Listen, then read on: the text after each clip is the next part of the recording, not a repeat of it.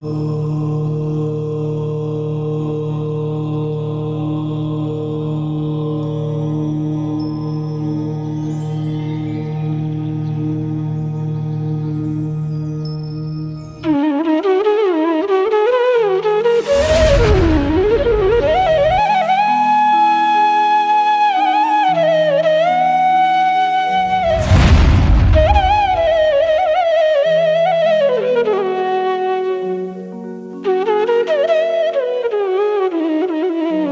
की जय।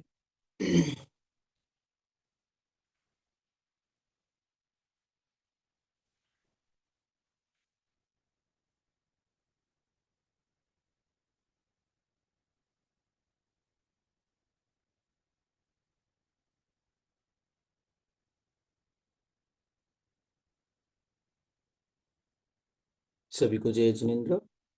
आप सभी का स्वागत है निर्वाण सिद्धि स्वाध्याय में। दूसरा अध्याय। कल हमने जीव के उपयोग के विषय में जाना। जीव का उपयोग ही उसका लक्षण है। वह कितने प्रकार का है? तो सामान्य से वह 2 प्रकार का है। ज्ञानोपयोग, दर्शनोपयोग।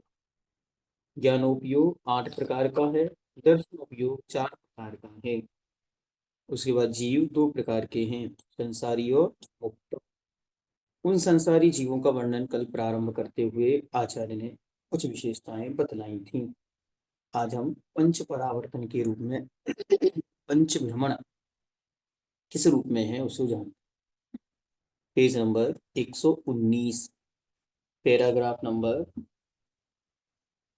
275।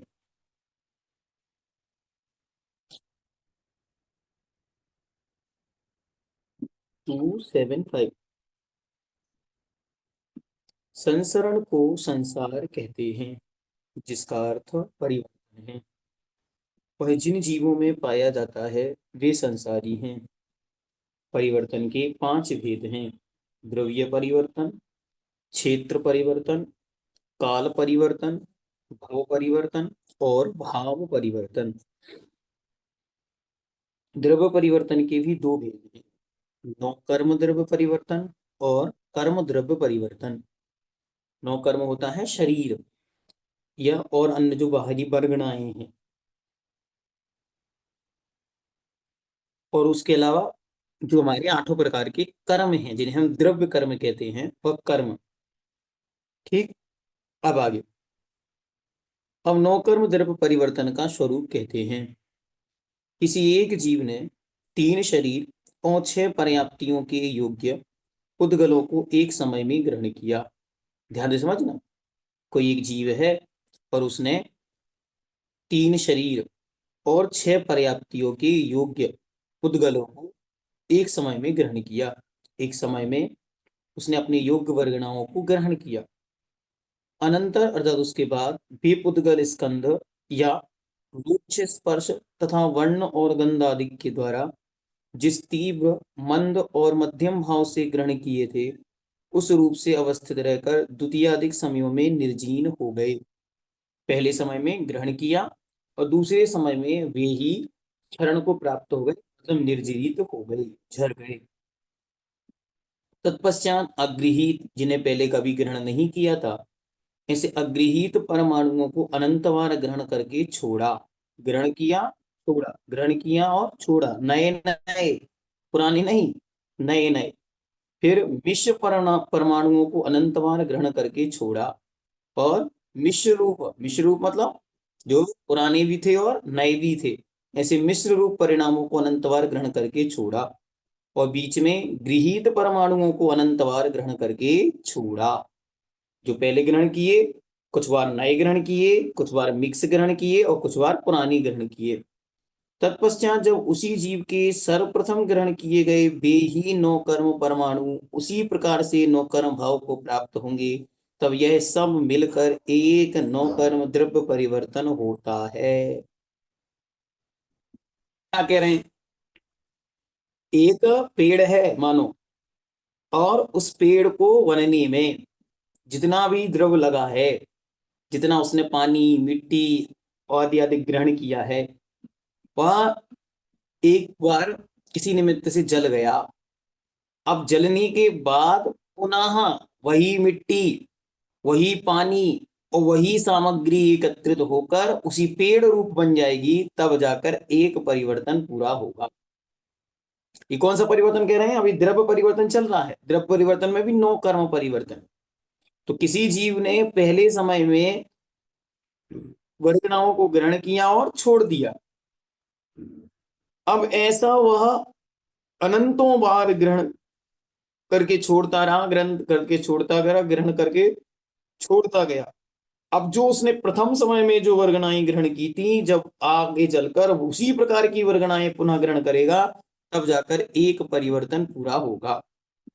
कौन सा परिवर्तन? 9 कर्म अकेली द्रव्य परिवर्तन बस। अब कर्म परिवर्तन, कर्म द्रव्य परिवर्तन का कथन करते हैं। एक जीव ने 8 प्रकार के कर्म रूप से जिन वर्गना उद्गलों को ग्रहण किया, वे समय अधिक एक आवली काल के बाद द्वितीयाधिक समयों में झर गए। पहले समय में किसी जीव ने 8 कर्मों के युक्त वर्गणाओं को ग्रहण किया और द्वितीयाधिक समयों में भी झर गए। पश्चात जो क्रम 9 कर्म परिवर्तन में बतलाया गया, उसी प्रकार से वे भी पुद्गल उसी प्रकार से उस जीव के सब कर्म भाव को प्राप्त होते हैं, तब यह सब एक कर्म परिवर्तन कहलाता है। फिर धीरे धीरे वह एक एक कर्म को ग्रहण करेगा, छोड़ेगा, ग्रहण करेगा, छोड़ेगा, ग्रहण करेगा, छोड़ेगा, और फिर कभी ऐसा समय आएगा जब वे ही वर्गनाएं वापस उसे ग्रहण होंगी, तब जाकर एक परिवर्तन पूरा होगा। इस जीव ने सभी पुद्गलों को क्रम से भोग कर छोड़ दिया और इस प्रकार यह जीव असकृत अनंतवार पुद्गल परावर्तन रूप संसार में घूमता रहा। असकृत मतलब बिना रुके। 276 नंबर, यहाँ पे द्रव्य परिवर्तन पूरा हो गया। अब क्षेत्र परिवर्तन। क्षेत्र परिवर्तन का कथन करते हैं। जिसका शरीर आकाश के सबसे कम प्रदेशों पर स्थित है, ऐसा एक सूक्ष्म निगोदिया लब्ध्य पर्याप्तक जीव लोक के मध्य प्रदेशों को, लोक के 8 मध्य प्रदेशों को अपने शरीर के मध्य में करके उत्पन्न हुआ। मतलब सबसे छोटा शरीर जिसने धारण किया वो कौन है? तो सूक्ष्म निगोदिया लब्ध्या पर्याप्तक जीव, जिसने सबसे छोटे आकार को धारण किया और क्षुद्र भोग ग्रहण काल तक जीकर मर गया। पश्चात वही जीव पुनः उसी अवगाहना से वहां दूसरी बार उत्पन्न हुआ, तीसरी बार उत्पन्न हुआ, चौथी बार उत्पन्न हुआ। इस प्रकार घनांगुल के असंख्यात वे भाग में आकाश के जितने प्रदेश प्राप्त हो, उतनी बार वही उत्पन्न हुआ। पुनः उसने आकाश का एक एक प्रदेश बढ़ाकर सब लोक को अपना जन्म क्षेत्र बनाया। इस प्रकार यह सब मिलकर एक क्षेत्र परिवर्तन होता है। कहा भी है, सब लोक क्षेत्र में ऐसा एक भी प्रदेश नहीं जहां वह अवगाहना के साथ क्रम से उत्पन्न नहीं हुआ। इस प्रकार इस जीव ने क्षेत्र संसार में अनेक बार परिभ्रमण किया है। इतना सा वो जीव था और घनांगुल के असंख्यात वे भाग प्रदेश में जितना प्रदेश है उतनी बार जन्म लिया, मरण किया, जन्म मरण करते हुए फिर थोड़ा सा स्थान बढ़ा, 2 प्रदेश आकार को ग्रहण किया, 3 प्रदेश वाला जीव बना, 4 प्रदेश वाला जीव बना, 5 प्रदेश वाला जीव बना। ऐसे क्रमशः वृद्धि करते करते सबसे बड़े आकारों वाले जीवों को शरीर को धारण करके पूरे लोक का एक एक पिन पॉइंट एरिया पर घूम घूम के आ गया। एक भी प्रदेश शेष नहीं जहां अभी तक कभी भी उसने जन्म ना लिया हो। अब काल परिवर्तन का कथन करते हैं। कोई जीव उत्सर्पणी के प्रथम समय में उत्पन्न हुआ। उत्सर्पणी के 6 काल, अवसर्पणी के 6 काल, उनमें से मानो उत्सर्पणी के पहले काल के पहले समय में जन्म लिया और आयु के समाप्त हो जाने पर मर गया।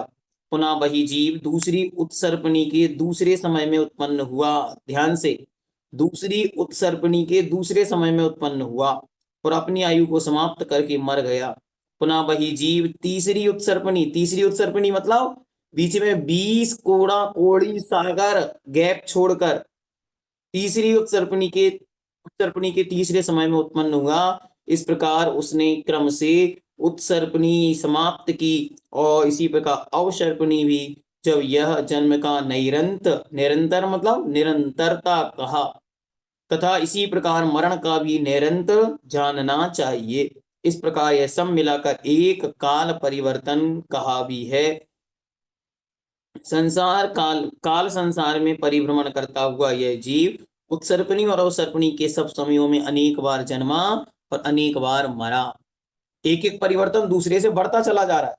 काल थोड़ा था, क्षेत्र बढ़ गया, काल उससे भी ज्यादा हो गया। कैसे उससे ज्यादा हो गया? कोई जीव अवसर्पणी के पहले समय में जन्मा और द्वितीयादिक समय में मर गया। अब पूरे बार कितनी बार भी जन्म लेगा, मरण करेगा, जन्म लेगा, मरण, कोई काउंट नहीं होंगे। कब काउंट होगा? जब दूसरी अवसर्पणी के दूसरे समय में जन्म लेगा, तब उसका एक काउंटिंग यहाँ पे बनेगी। ऐसे करते करते करते करते जब पूरे अवसर्पणी के 6 काल के एक एक समय में जन्म ले लेगा, अवसर्पणी के 6 कालों के 20 कोड़ा कोड़ी सागरों के एक एक समय में जन्म ले लेगा, तब जाकर उसका कंप्लीट एक काल परिवर्तन पूरा होगा। और इतना हम कितनी बार कर चुके हैं? तो अनंतों बार कर चुके। देखो, इसलिए उल्लास में दे रहे हैं कि काल संसार में परिभ्रमण करता हुआ यह जीव उत्सर्पणी और अवसर्पणी के सब भवों में अनेक बार जन्मा और मरा है। तो ऐसा नहीं सोचना कि तो किसी और की बातें हैं, हमारी बातें थोड़ी ना है। हम लोग थोड़े ना जन्मे मरे हैं। हम लोग तो पहली बार यहाँ पे उत्पन्न हुए हैं गड़ा कोटा में, उसके पहले तो कभी जन्म हुआ ही नहीं था हमारा। तो ऐसा नहीं सोचना। अनंतों बार हम जन्म मरण करके यहाँ पहुंच गए। अब भाव परिवर्तन बढ़ता चला जा रहा है समय। सब अब भाव परिवर्तन का कथन करते हैं। नरक गति में सबसे जघन्य आयु 10,000 वर्ष की है। एक जीव उस आयु से वहां उत्पन्न हुआ, पुनः घूम फिरकर उसी आयु से वहीं उत्पन्न हुआ। इस प्रकार 10,000 वर्ष के जितने समय है उतनी बार वहीं उत्पन्न हुआ और मरा। देखो, नियम है, एक नारकी मरकर नारकी नहीं बनता।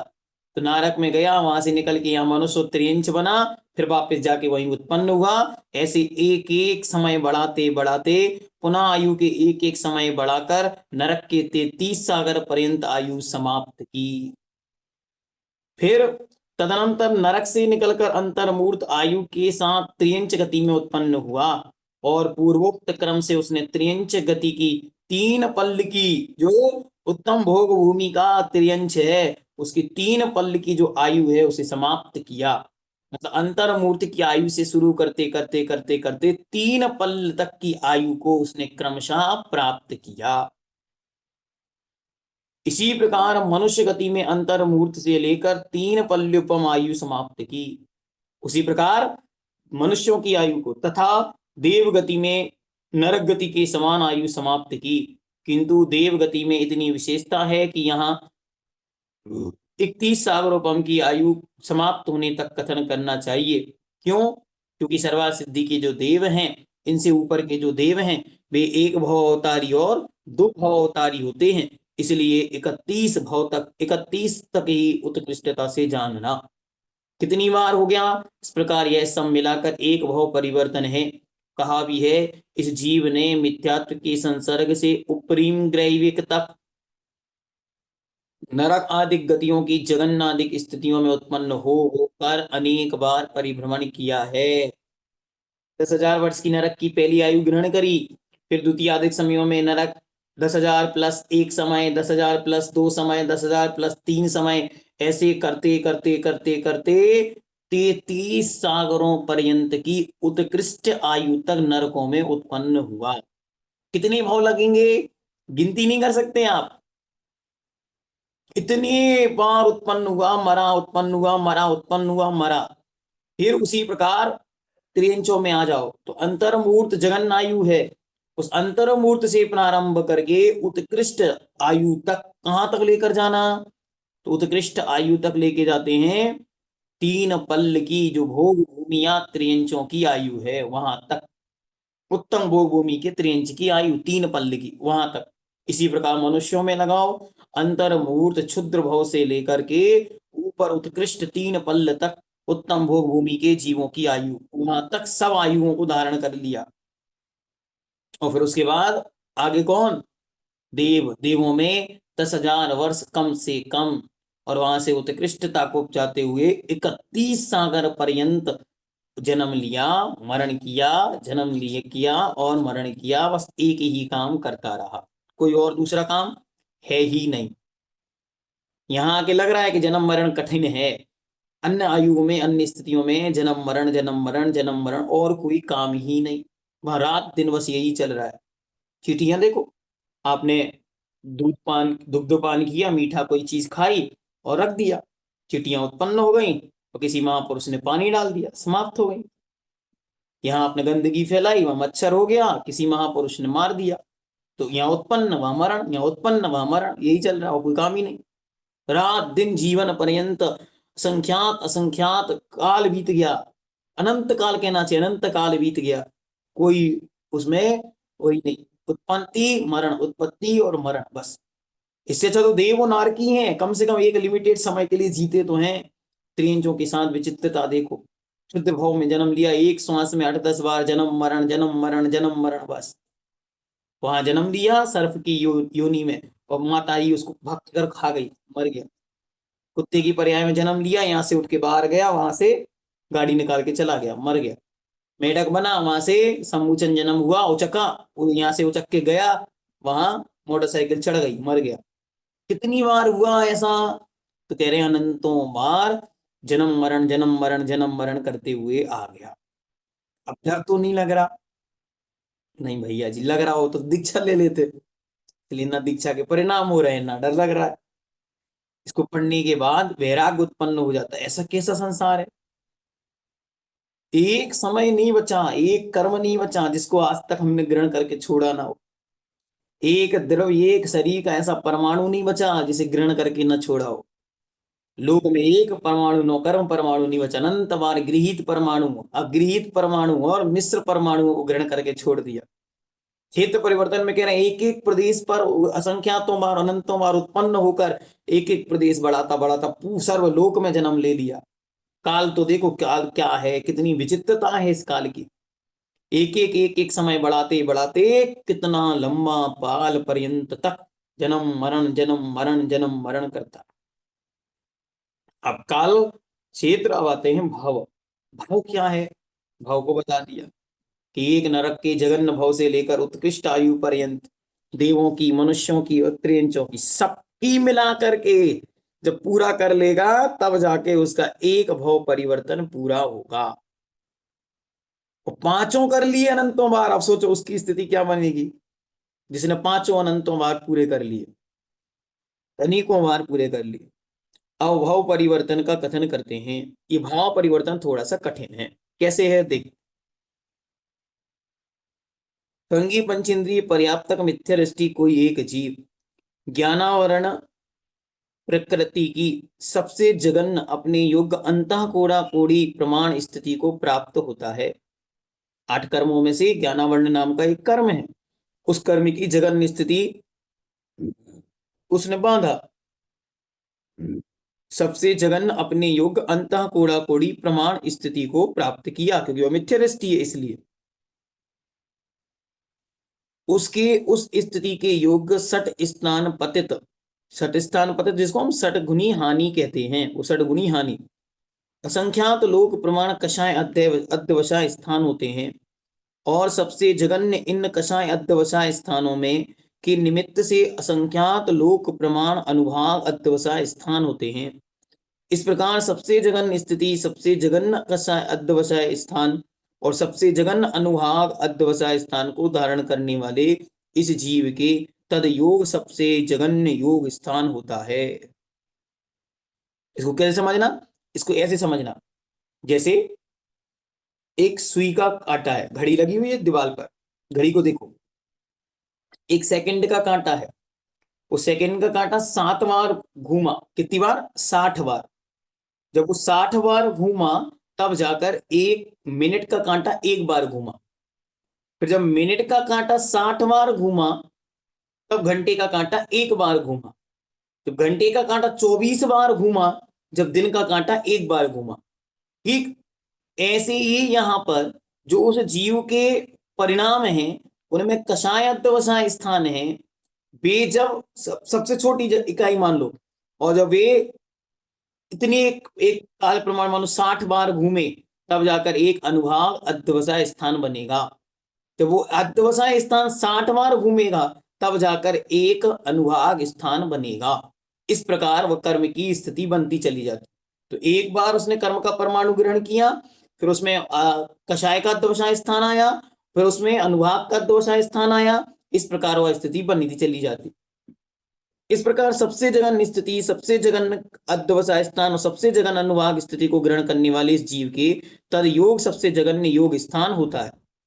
तत्पश्चात स्थिति कषाय अध्यवसाय स्थान और अनुभाग अध्यवसाय स्थान वही रहते हैं, किंतु योग स्थान दूसरा हो जाता है जो असंख्यात भाग वृद्धि संयुक्त होता है। जो हमने आपको बताया कि मानो वो एक स्थान पे ऐसे ही खड़ा रहा और ये 60 बार घूम के आया और उसको एक बार हिलना पड़ेगा, तो ऐसे ही वो तो वहां पे स्थिर है और परिणाम बदल रहे। तत्पश्चात स्थिति कषाय अध्यवसाय स्थान और अनुभाग अध्यवसाय स्थान वहीं रहते हैं, किंतु योग स्थान दूसरा हो जाता है जो असंख्यात भाग वृद्धि संयुक्त होता है। इसी प्रकार तीसरे चौथे आदि के योग स्थानों में समझना चाहिए। ये सब योग स्थान 4 स्थान पतित होते हैं और इनका प्रमाण श्रेणी के असंख्यात भी भाग प्रमाण है। तदनंतर इसी स्थिति में और इसी कषाय अध्यवसाय स्थान को धारण करने वाले जीव के दूसरा अध्यवसाय अनुभाग अध्यवसाय स्थान होता है। इसके योग्य स्थान पहले के समान जानना चाहिए। तात्पर्य यह है कि यहाँ भी पूर्वोक्त बातें, तीनों बातें ध्रुव रहती हैं, किंतु योग स्थान जगत श्रेणी के असंख्यात भी भाग प्रमाण होते हैं। जगत श्रेणी क्या है? जगत श्रेणी 7 राजू प्रमाण लोक की एक पंक्ति बराबर है। इस प्रकार असंख्यात लोक प्रमाण अनुभाग अध्यवसाय स्थान के होने तक तीसरे अधिक अनुभाग अध्यवसाय स्थानों में जानना चाहिए।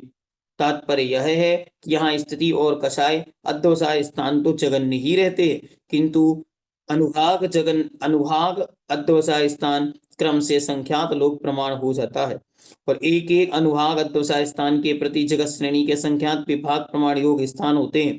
तत्पश्चात इसी स्थिति को प्राप्त होने वाले जीव के दूसरा कषाय अध्यवसाय स्थान होता है। उसके भी अनुभाग अध्यवसाय स्थान और योग स्थान के पहले के समान जानना चाहिए, अर्थात एक एक कषाय अध्यवसाय स्थान के प्रति असंख्यात लोक प्रमाण अनुभाग अध्यवसाय स्थान होते। वही उदाहरण याद रखो कि एक कषाय स्थान खिसका तो एक अनुभाग स्थान 60 बार एक खिसका तब जाके वह हुआ, असंख्यात बार ये हुआ तब जाके वो एक बार बढ़ा। और एक एक अनुभाग अध्यवसाय स्थान के प्रति जगत श्रेणी के असंख्यात विभाग प्रमाण योग स्थान होते हैं। इस प्रकार असंख्यात लोक प्रमाण कषाय अध्यवसाय स्थानों के होने तक तीसरे अधिक कषाय अध्यवसाय स्थानों में वृद्धि का क्रम जानना चाहिए। जिस प्रकार सबसे जघन्य स्थिति के कषाय अधिक स्थान कहे हैं, उसी प्रकार एक एक समय अधिक जघन्य स्थिति के भी कषाय अधिक स्थान जानने चाहिए। और इसी प्रकार एक एक समय अधिक से कम अधिक के क्रम से 30 कोड़ा कोड़ी सागर प्रमाण उत्कृष्ट स्थिति तक प्रत्येक स्थिति कल्प के भी कषाय अधिक स्थान जानने चाहिए। अनंत भाग वृद्धि, असंख्यात भाग वृद्धि, संख्यात भाग वृद्धि, असंख्यात गुण वृद्धि, संख्यात गुण वृद्धि, असंख्यात गुण वृद्धि, अनंत गुण वृद्धि, इस प्रकार ये वृद्धि के 6 स्थान हैं। तथा इसी प्रकार हानि भी 6 प्रकार की है। इनमें से अनंत भाग वृद्धि और अनंत गुण वृद्धि इन 2 स्थानों के क्रम कम कर देने पर 4 स्थान होते हैं। अनंत अनंत को कम कर दो और बाकी 4 को बचा लो। इसी प्रकार समूल प्रकृतियों का और उसकी उत्तर प्रकृतियों के परिवर्तन का क्रम जानना चाहिए। एक प्रकृति शुरू किया था किससे? ज्ञानावरणी से शुरू करा। ऐसे 8 कर्म प्रकृतियों को, तो 8 की भी प्रत्येक कर्म प्रकृतियों को जानना चाहिए। यह सब मिलाकर एक भाव परिवर्तन होता है। कहा भी है, इस जीव ने मिथ्यात्व के संसर्ग से प्रकृति स्थिति अनुभाव और प्रदेश बंध के स्थानों को प्राप्त कर भाव संसार में परिभ्रमण किया है। क्रमशः एक कर्म वर्गना को ग्रहण किया, फिर उससे इतना इतना इतना इतना मिला के कषाय स्थान बना, फिर उससे अनुभाग स्थान बना, फिर उससे आगे की स्थितियां बनती चली गई और ऐसे उसने प्रत्येक 8 कर्मों को क्रमशः एक एक प्रकृति के योग को ग्रहण किया। परिणामों को मतलब उन कर्मों को बांधा और छोड़ा। जिन परिणामों से बांधा उन परिणामों को यहाँ भाव रूप में कहा गया। विशेषार्थ कौन पढ़ेगा इसका?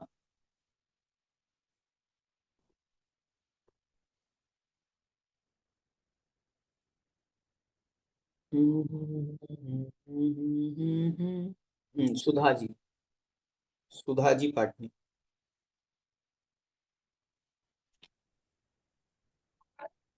जीव के मुख्य दो भेद होते हैं, सांसारिक और मुक्त। ये भेद जीव की वृद्ध और अबद्ध अवस्था को ध्यान में रखकर किए गए हैं। वस्तुतः ये जीव की दो अवस्थाएं हैं। पहले जीव बद्ध अवस्था में रहता है, इसीलिए संसारी कहते हैं, और बाद बद्ध में उससे कर्म के बंधन से बंधा हुआ, यहाँ बद्ध शब्द से कहा गया। उसके मुक्त होने पर वही मुक्त कहलाता है। जीव का संसार निमित्त सापेक्ष होता है, इसलिए इस अपेक्षा से संसार के पांच भेद किए गए हैं: द्रव्य संसार, क्षेत्र संसार, काल संसार, भव संसार और भाव संसार। इनका दूसरा नाम परिवर्तन भी है। द्रव्य पद से कर्म द्रव्य पद से कर्म और नौकर्म लिए गए हैं। क्षेत्र पद से लोकाकाश के प्रदेशों का ग्रहण किया है। काल पद से उत्सर्पिणी और अवसर्पिणी संबंधी समय का ग्रहण किया है। भव पद से जीव की नर नारक आदि अवस्थाओं का ग्रहण किया है, और भाव पद से जीव के योग और कषाय स्थान विवक्षित है। इन द्रव्यादि के निमित्त से संसार में जीव का परिभ्रमण किस प्रकार होता रहता है, यही यहाँ बताया गया है। इन परिवर्तनों के होने में उत्तरोत्तर अधिक अधिक काल लगता है। मुख्य रूप से जीव का संसार सम्यक दर्शन के प्राप्त होने के पूर्व तक माना गया है। इससे ये परिवर्तन जीव को मिथ्यात्व अवस्था में होते हैं। यह सिद्ध होता है सम्यक दर्शन के होने पर जीव का इस संसार शेष रहने पर भी वह इन परिवर्तनों से मुक्त हो जाता है। पूर्ण मोक्ष मुक्त अवस्था में होता है। इससे जीव के संसारी और मुक्त ये दो भेद किए गए हैं। बहुत अच्छा।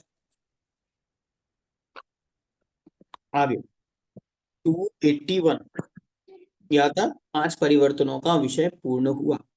पंच परिवर्तन कैसे हुए? क्रमशः हमने उनको जान लिया। इनमें एक विशेषता क्या है? इनका काल उत्तरोत्तर अधिक है। उत्तरोत्तर अधिक है मतलब आगे आगे वाले को अधिक अधिक काल लगता है, ऐसा जानना। पहले जो संसारी जीव कहे हैं वे दो प्रकार के हैं। अच्छा, एक विशेषता इस सूत्र की, इन्होंने मुक्त जीव की चर्चा ही नहीं की इस सूत्र में। संसारिणो मुक्ताश्च, लगता है महाराज भूल गए मुक्त जीव की चर्चा कर। संसारी का इतना वर्णन हो गया कि मुक्त जीव को भूल गए।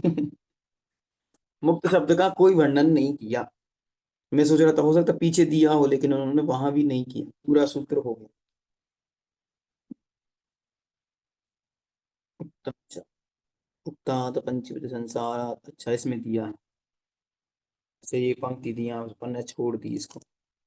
जो उक्त पांच प्रकार के संसार से निर्वृत्त हैं वे मुक्त हैं। सूत्र में संसारी पद का ग्रहण पहले किया, क्योंकि मुक्त यह संज्ञा संसार पूर्वक प्राप्त होती है। उक्तात् पंचविध संसारा, पंचविधा संसारा निर्वृत्तः ये ते मुक्तः संसारिणां प्राक् उपादानां तत्पूर्वकं तत् मुक्त व्यपदेशस्य। एक पंक्ति में मुक्त जीव का लक्षण कर दिया, सामान्य से कह दिया, क्योंकि आगे 10वें अध्याय में मुक्त जीव का विशेष कथन करेंगे इसलिए। चलिए अब आगे। पहले जो संसारी जीव के आए हैं वे दो प्रकार के हैं। देखो, परिवर्तनों के विषय में सामान्य डेफिनेशन हम आपको लिखवा देंगे पांचों की, बस वही आपको याद रखनी। विस्तार में ज्यादा जाने की आवश्यकता नहीं।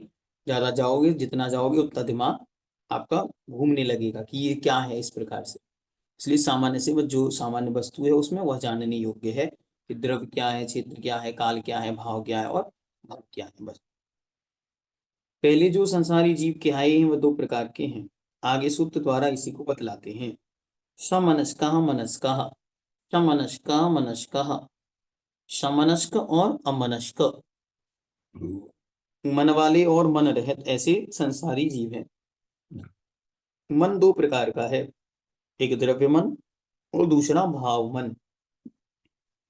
उनमें से द्रव्य मन उद्गल विपाकी अंगोपांग शरीर नाम कर्म के उदय से होता है, तथा वीर अंतराय कर्म और नौ इंद्रिया वर्ण कर्म के क्षयोपशम की अपेक्षा रखने वाले आत्मा की विशुद्धि को भाव मन कहते हैं। द्रव्य मन क्या है?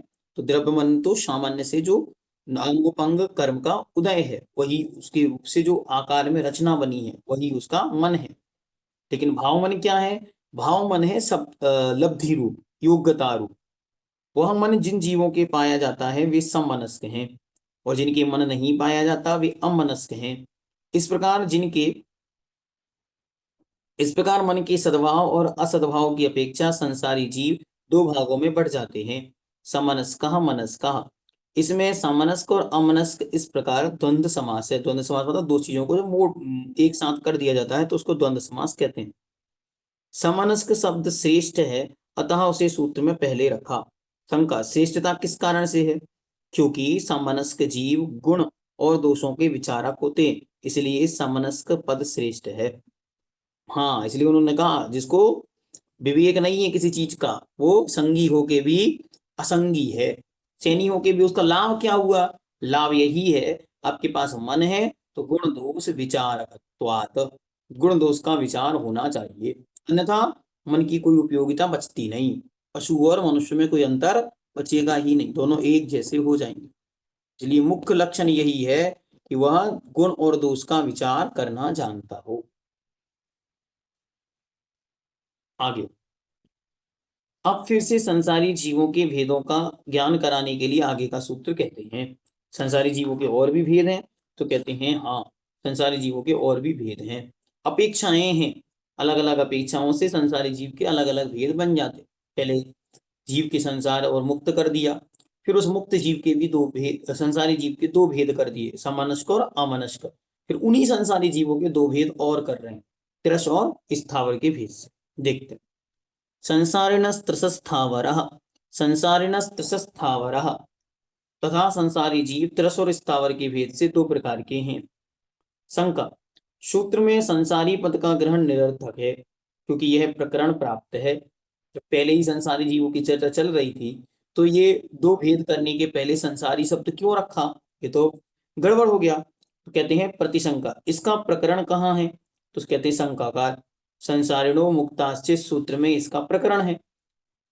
समाधान, सूत्र में संसारी पद का ग्रहण करना अनर्थक नहीं है, क्योंकि पूर्व सूत्र की अपेक्षा इस सूत्र में संसारी पद का ग्रहण किया। तात्पर्य यह है कि पूर्व सूत्र में जो सामनस्क और अमनस्क भेद बतलाए हैं वे संसारी हैं। इस बात का ज्ञान कराने के लिए इस सूत्र में संसारी पद दिया। यदि संसारी पद को पूर्व का विशेषण न माना जाए तो सामनस्क और अमनस्क इनका संसारी और मुक्त के साथ संबंध क्रम से हो जाएगा, और इस अभिप्राय से संसारिणो पद का इस सूत्र के आदि में ग्रहण बन जाता है।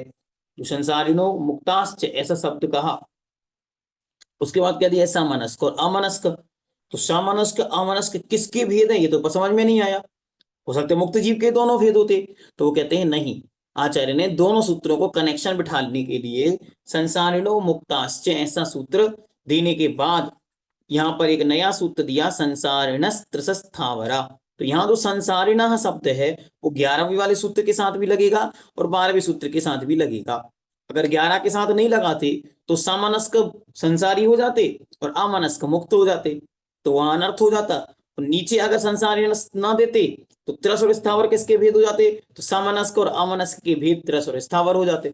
तो इस प्रकार अनर्थ की जहां जहां प्रसंग आने वाले थे तो आचार्य ने बुद्धिपूर्वक युक्ति पूर्वक, ऐसा पूज्यपाद देव कह रहे हैं, उन्होंने ऐसी जगह संसारिणः पद रखा जिससे दोनों में युक्तियां बैठ गईं। तो संसारिणः शब्द दोनों सूत्रों के साथ लगाना, 11वें के साथ भी और 12वें के साथ भी, तो दोनों का अर्थ ठीक बैठ जाएगा।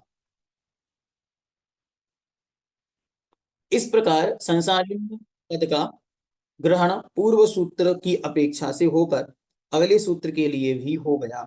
यथा जैसे वे संसारी जीव दो प्रकार के हैं, त्रस और स्थावर।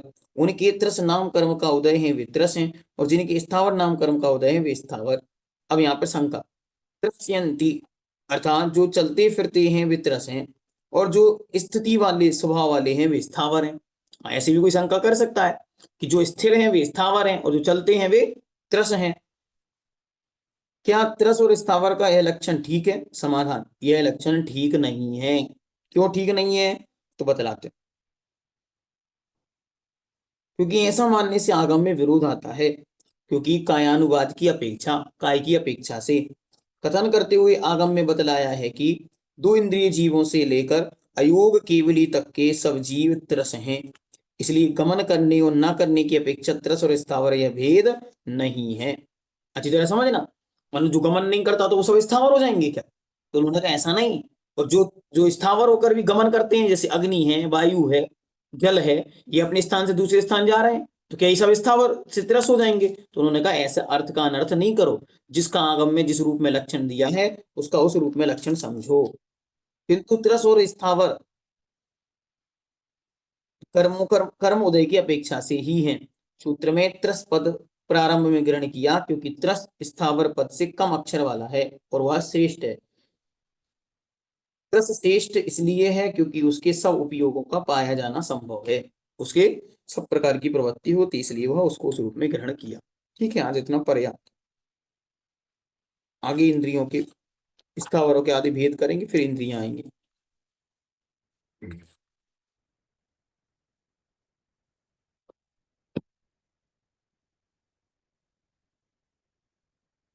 जिनवाणी के ज्ञान पे सूझे लोकालोक, तो वाणी मस्तक नमो सदा दे तुम। कुछ ऐसा भाव है आप लोगों का आचार्य के समाधि दिवस पे कुछ करने का, कुछ मानस? हम्म। आचार्य महाराज का समाधि दिवस है 6 तारीख को, 6 फरवरी। तो 6 फरवरी को तो अपन लोग कुछ प्रोग्राम नहीं करेंगे, क्योंकि प्रायः समाजों में उनके यहाँ अपने अपने प्रोग्राम होंगे। बहुत सारे लोग डोंगरगढ़ भी जाएंगे, तो इसलिए अपन 6 तारीख को छोड़ करके, और 7 को भी छोड़ दो, अपन लोग क्या करेंगे, 8 और 9 2 दिन प्रोग्राम कर सकते हैं, ये 7 और 8 को भी कर सकते हैं। तो जैसी अनुकूलता होगी तद अनुसार आचार्य महाराज के जीवन पर तो बहुत कुछ पहले अपन लोग देख चुके, अब उनके साहित्य पर कुछ देखेंगे। तो मूक माटी के चारों अध्यायों का सार रूप एक संगोष्ठी का सामान्य से आयोजन करने का मानस तैयार हुआ है। तो 2 दिन का वह कार्यक्रम रहेगा, 7 या 8 को, या 8 या 9 को, संडे को भी कर सकते, कोई बाधा नहीं। 7 या 8 या 8 या 9 इन दिनों में आपका बृहद इसी 8 बजे से होगा, 8 से 9 1 घंटे का सत्र हुआ करेगा। उसमें मुखमाटी के चारों अध्यायों का, चारों खंडों का सार संक्षेप आचार्य महाराज की जीवन यात्रा के साथ उस विषय को भी रखेंगे। तो इसको जो भी जिनका जैसा मानस हो उसमें आप क्या अच्छा कर सकते हैं, कोई लोग मंगलाचरण भी कर सकते हैं उसके प्रारंभ में, कोई अन्य रूप में आचार्य महाराज की फोटो आदि भी लगा सकते हैं अपने बैकग्राउंड में पीछे, या जो भी जिसका जैसा भाव मानस बने। और कोई चाहे तो सबके लिए कोई गिफ्ट भी दे सकते हैं ऑनलाइन, कुछ भी आप जैसा जिसका मानस बने, तो वो हमें अपनी सजेशन कमेंट बॉक्स में जरूर देंगे, इस वाले कमेंट बॉक्स में नहीं, व्हाट्सएप पर। ठीक है, तो व्हाट्सएप पर सब लोग अपनी अपनी सजेशन, ग्रुप में तो नहीं, ग्रुप के अलावा पर्सनल जो नंबर है उस नंबर पे आप लोग सब अपनी अपनी सजेशन देंगे कि हम लोग क्या अच्छा आचार्य महाराज के समाधि दिवस पे 2 दिवसीय जो प्रोग्राम है उसमें हम क्या कर सकते हैं। बाकी आप लोगों के लिए सुझाव यह है कि आप जिन जिन समाजों में जहाँ जहाँ रहते हैं वहाँ अपने मंदिरों में आचार्य महाराज की विशेष पूजा, महापूजा का आयोजन करें। शाम को आचार्य महाराज की आरती, कोई संगोष्ठी जैसा, या कविता पाठ, प्रवचन, या आचार्य महाराज के साहित्य पर कोई प्रतियोगिता, प्रश्नोत्तरी प्रतियोगिता, नाटक, कुछ भी आयोजन के रूप में जरूर करें, क्योंकि यह दिन महत्वपूर्ण दिन होता है। आचार्य भगवंत विद्यासागर जी महाराज अपने जीवन के 56 सालों में उन्होंने 55 साल लगातार आचार्य ज्ञान सागर जी महाराज पर के लिए समर्पित किए, और 50 साल तक निरंतर लगातार उन्होंने आचार्य ज्ञान सागर जी महाराज के समाधि दिवस को बहुत उत्साह पूर्वक मनाया। हर वर्ष जब आचार्य ज्ञान सागर जी का समाधि दिवस आता था उस दिन वे कोई ना कोई विशेष काम करते थे, चाहे किसी को दीक्षा देना हो, संघ में बहनों का प्रवेश हो। प्रतिभा स्थली की बहनों की तो लगभग 8-10 साल से इस सिस्टम में आ गया था कि उस दिन ही उनकी दीक्षा होती थी। आचार्य जी उसको देते थे कर्तव्य दीक्षा नाम देकर, और उसी दिन होती थी जिस दिन आचार्य महाराज का समाधि दिवस होता था। उसी दिन जून में आता है, वो मई के लास्ट में और जून के शुरुआत में, उस दिन आचार्य महाराज के पास सारी बहनें जाती थी। तो संघ प्रवेश, हथकरघा की ओपनिंग, ये सब काम वे उस दिन ही करते थे।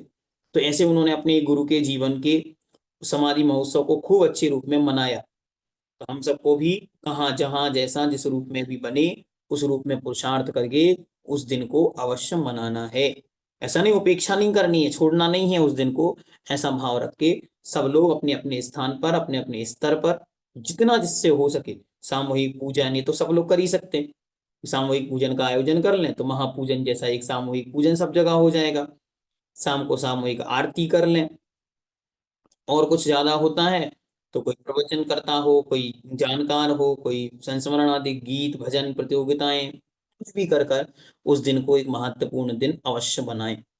ज्यादा है तो अपने एक कोई संकल्प नियम लेकर उस दिन का पालन करें। व्रत उपवास एकाशन उस दिन करें। अन्य रूप में कुछ ऐसा विशेष दान आदि कर कर कुछ विशेष उस दिन कुछ नया करके, जिस रूप में भी जो भी जिसकी सजेशन है, जिसका जो भाव हो, जो मानस हो, तो आज हमको प्रेषित करेंगे। ठीक है ना। हम चाहते हैं कि कुछ ना कुछ आप लोग अपने अपने स्तर पर अवश्य करें।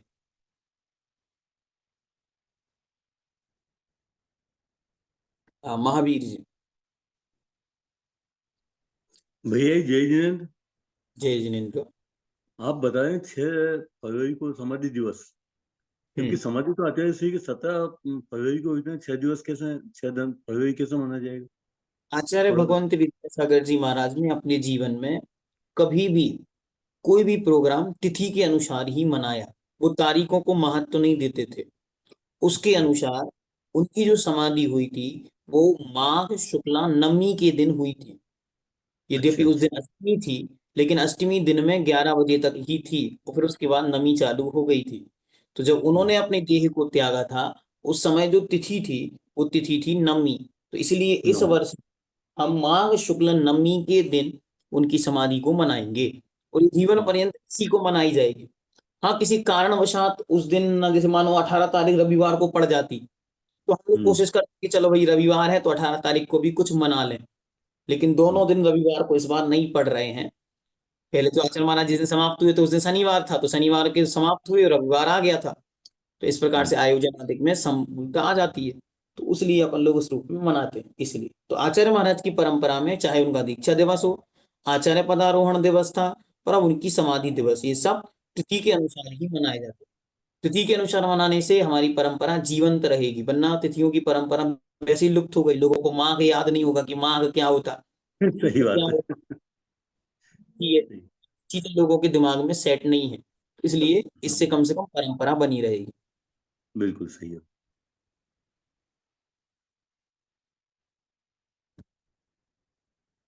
हम्म। हम्म। अन्विता। जय जिनेन्द्र भैया जी। जय जिनेन्द्र। भैया जी, जो भरत चक्रवर्ती के पुत्र थे वो निगोज से निकल के मनुष्य बने और मोक्ष चले गए, तो उन्होंने संसार परिभ्रमण नहीं किया क्या?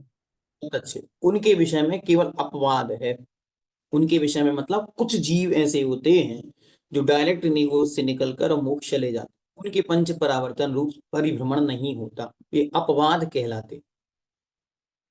अपवाद मतलब विशेष केस, स्पेशल केस, ये कभी कभी होता।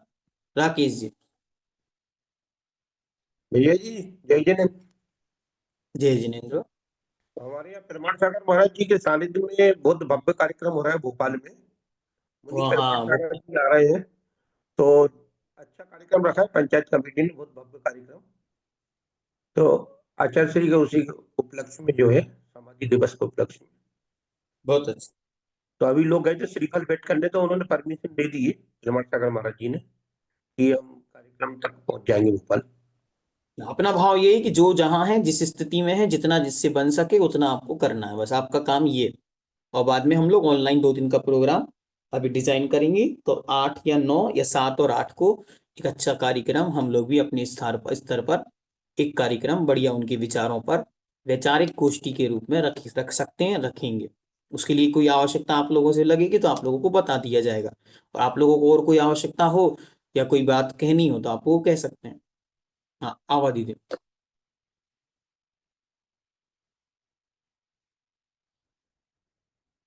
भैया जी, जय जिनेन्द्र।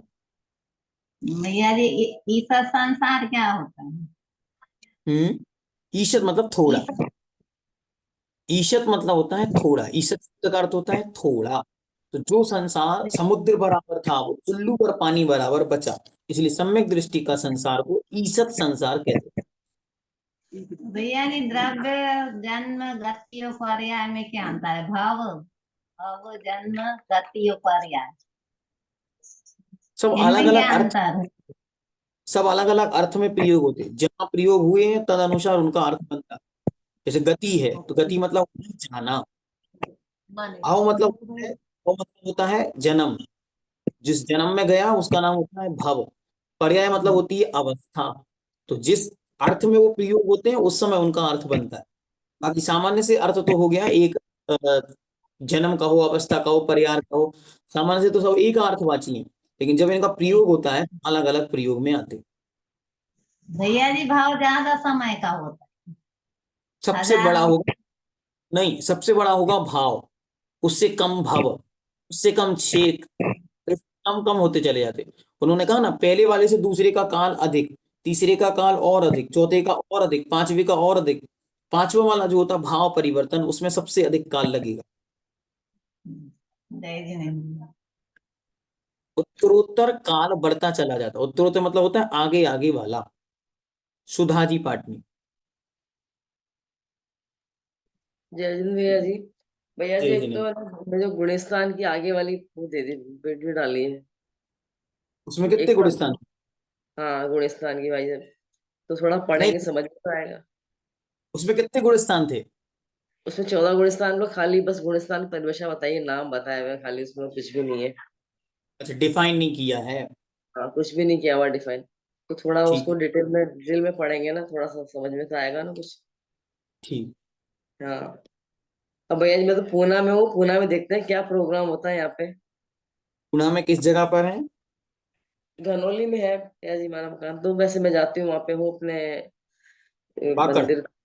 बाकड़ में नहीं सुशगांव? भैया, सुसगांव तो बहुत दूर पड़ता है भैया जी, 30 किलोमीटर पड़ता है। विमान नगर वाले मंदिर जाती हूँ मैं वहाँ पे। विमान नगर जाते, ठीक। हाँ। तो मंदिर अच्छा बना है, अभी 2 साल पहले उसका वो हुआ है, मूर्ति स्थापना हुई है। तो वहाँ क्या प्रोग्राम होता है वो कल परसों पता करेंगे। नहीं, आप सब जगह जहां जो लोग हैं वहां पता करो, नहीं है तो पूछो आगे से, और अपना वहां पे कोई प्रोग्राम जरूर बनाने का मानस बनाओ। ऐसा करो। चलिए मणि जी। जय जगन्नाथ भैया जी। जय जिनेन्द्र। भैया जी ये भाव परिवर्तन जो आपने अभी पढ़ाया ना, आपको तो बहुत अच्छे से समझ में आ गया, कितने दिन में आ गया? हम लोग को तो बिल्कुल, मेरे को तो कुछ समझ में नहीं आ रहा ये। कुछ चीजें ऐसी होती हैं वो नहीं समझना ज्यादा अच्छा होता है समझने से, उनको जितना समझेंगे उतनी उलझ हाँ। जाएंगे। इसलिए कुछ चीजें ऐसी होती हैं जिन्हें हम उतना ही समझें जितने में हमारा काम हो गया। कैसे समझना? जैसे 1 सेकंड की सुई है और वो 60 हम्म। बार तब 1 मिनट हुआ, ऐसी कषायों का जो परिणमन है, भाव है, वह 60 बार घूमेगा तब जाकर एक अनुभाग स्थान बनेगा। हाँ, या बनेगा। जो 60 बार घूमेगा तब एक बार योग स्थान बनेगा। ऐसे ऐसे करते एक एक कर्म की एक एक स्थिति से लेकर उस कर्म की उत्कृष्ट स्थितियों तक को सुना। संख्या ग्रहण करेगा, छोड़ेगा, ग्रहण करेगा, छोड़ेगा, इस प्रकार से जानना। जी भैया जी। जय जगन्नाथ भैया जी। रुचि जी, मेरठ। जय जन भैया जी। भैया जी आप एक बार सर्वघाती स्पर्धक और देशघाती स्पर्धक और समझा दीजिए। ठीक है, एक्चुअली क्या आज है ना इनको भैया कि ये हम मैं तो आप, वैसे हाँ बोले। मैं तो भैया वैसे 4th ईयर की स्टूडेंट हूँ मैं, लेकिन मेरे को अच्छा लगता है क्लास लेना, तो इसलिए मैं ये समझ रही हूँ, मेरे पास बुक भी नहीं है सरवार सिद्धि की, तो मैं बिना बुक के ही सुनती हूँ। ठीक है, तो आप हमको व्हाट्सएप मैसेज करेंगे, और जिनको भी सर्वा सिद्धि, बाकी हम उन ग्रुप में तो दे ही देंगे, तो आप हमको मैसेज कर देना, तो हम दोनों की आपको वीडियो दे देंगे, तो जिससे आपको जल्दी से समझ में आ जाएंगे दोनों टॉपिक। सर एक देशघाती और सर्वघाती। नीना जी।